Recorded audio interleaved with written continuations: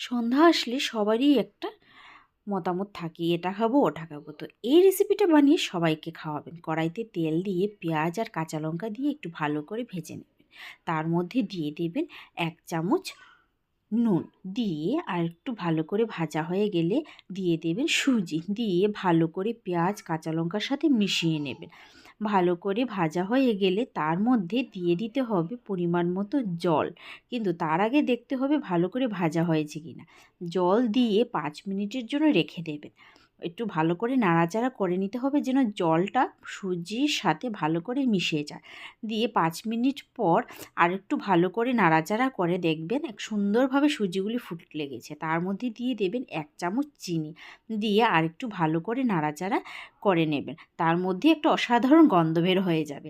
তার উপর দিয়ে দেবেন 1 চামচ ঘি। তো ঘিটা ছুটছিল না, আমি গরম সুজির মধ্যে দিয়ে দিলাম, সঙ্গে সঙ্গে ছুটে গেল।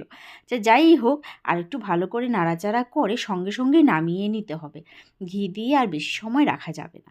তো সঙ্গে সঙ্গে নামিয়ে নিলাম। আর এই অসাধারণ সুজির রেসিপিটা আপনাদের কেমন লাগলো জানাবেন। সবাই তো খেয়ে